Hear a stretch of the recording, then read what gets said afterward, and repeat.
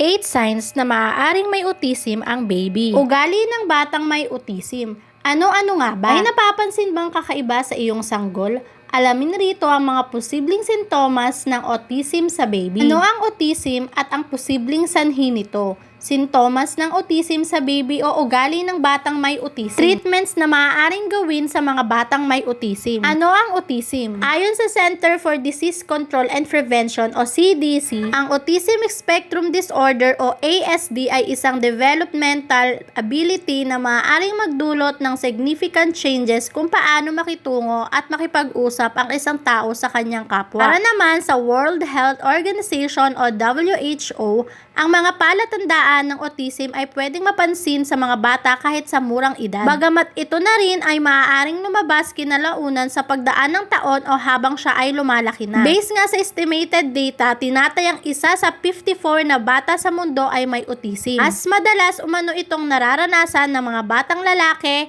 kaysa sa mga babae. Maraming posibleng dahilan kung bakit nagiging autistic ang isang bata. Ito ay maaaring dahil sa genetics, chromosomal condition, medications at health condition ng ina habang ipinagbubuntis ang isang bata o birth complications noong ipinanganak niya na ito. Sintomas ng autism sa baby o ugali ng batang may autism. Ayon sa mga eksperto, ang sintomas ng autism ay maaaring makita sa unang 2 taon ng buhay ng isang bata. Napakahalagang maobserbahan ang bata kung nagpapakita siya ng senyales sapagkat ang early detection ng kondisyong ito ay makakatulong para mabigyan ng early treatment ng isang batang nakakaranas nito upang sa kanyang paglaki ay hindi labis na maapektuhan ng kondisyon ang buhay o kinabukasan niya. Nire-rekomenda ng American Academy of Pediatrics o AAP na lahat ng sanggol ay dapat dumadaan sa developmental screening sa kanilang ika-9, 18 at 30 buwan lalo na kung sila ay nagpapakita ng mga sumusunod na sintomas ng autism sa baby o maliliit na bata. Ang una na riyan ay ang hirap mag-maintain ng eye contact. Mga baby na hindi masyadong nag-eye contact, that's an early communication na. Pahayag ni Dr. Caruncho. Ang mga sanggol ay nagsisimulang matutong magkaroon ng eye contact o malocate ang mga mukha ng mga taong nakikita nila sa oras na sila ay magdadalawang buwan na. Kung ang isang sanggol ay hindi ito nagagawa o mas less ang eye contact, isa itong maagang indikasyon na maaaring siya ay may autism. Ang pangalawang sintomas ay ang hindi pagtuturo o pagsunod sa mga bagay na nakikita niya. Isa pang sintomas ng autism sa baby ay ang hindi pagtuturo o pagsunod ng mata ng sanggol sa mga bagay o taong nakikita niya. Sapagkat ayon sa mga eksperto, ito ang earliest form nila ng communication o pakikipag-usap na madalas na ipinapakita ng mga sanggol kapag sila ay 14 months old na. Ayon kay Dr. Caruncho, kung ang bata ay hindi gumagawa ng gestures o hindi nagtuturo ng mga bagay bago siya umabot sa 18 months, maaaring senyalis ito ng autism. At ang pangatlo naman ay ang reduced emotion o hindi pagpapakita ng emotion sa kanilang mukha. Ayon sa mga pag-aaral, ang hindi pagpapakita ng facial expressions ay isa sa mga sintomas ng autism sa baby. Sapagkat isang uri ito ng non-verbal way ng pakikipag-communicate na isa sa mga skills ng hirap ang isang batang may autism. At ang pang-apat naman ay ang hindi pag-respond o pag-react sa tuwing tinatawag ang pangalan nila. Kadalasan sa oras na mag-6 na buwan ng isang sanggol,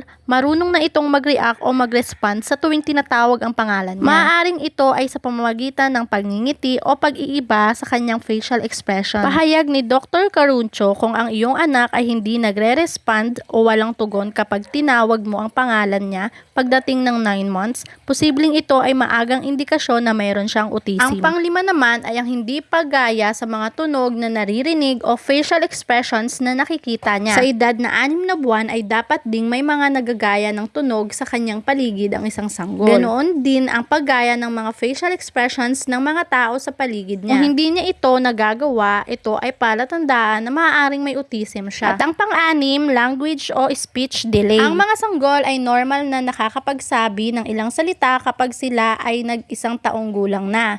Ayon ito kay Dr. Caruncho, kahit before 1-year-old pa lang, your baby is trying to communicate with you. Bago pa magsalita, they are communicating to you, staring, gesture, facial expression. Babbling is an important milestone. Finally, by 1-year-old, doon mo po maririnig yung first word ni baby. Again, it is a Kailan ba dapat mag-alala kung hindi pa nagsasalita si baby? Children develop sentences around 3 years old, short phrases around 2 years old, Pag hindi pa nakaka-form sa ganyang age, you can be concerned na hindi nila nare-reach ang milestone para sa language. Kung ang isang sanggol ay lagpas 16 months na o kaya naman hirap pa rin magbanggit ng 2-word phrases kahit sila ay 2 years old na, mabuting ipakonsulta na siya sa isang doktor.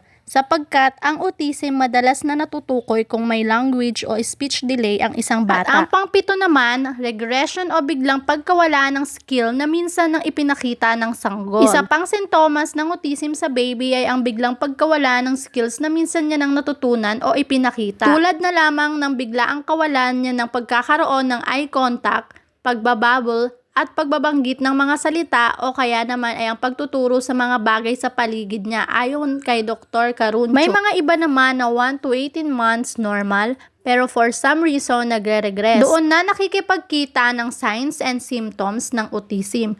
Kung ang mga ito ay biglang napansin sa iyong baby, mabuti na ring dalhin siya sa doktor para maipakonsulta. At ang pang-8 naman ay ang hindi paglalaro ng make-believe o imaginative. At ang pang-8 naman ay ang hindi paglalaro ng make-believe o imaginative game. Ang isang bata sa edad ng 18 months o 1.5-year-old ay mahilig ng maglaro ng mga imaginative games o play. Tulad ng sila ay ang isang adult na nakikipag-usap sa telepono o kaya naman ay pagsusuot ng sapatos. Kung ang skill na ito ay nadidelay sa isang bata, may tendency na siya ay may ASD o Autism Spectrum Disorder. May lunas ba ang autism? Sa kasamaang palad, walang lunas o cure ang autism. Bagamat may mga treatments na maaaring gawin para matulungan silang kumilos o mabuhay pa rin ng normal tulad ng ibang bata. Ayon kay Dr. Caruncho, kung napapansin ng mga sintomas ng autism sa iyong baby, mabuting kumonsulta na agad sa iyong doktor. If you find any of these symptoms, huwag kang mag-atubili to ask for help.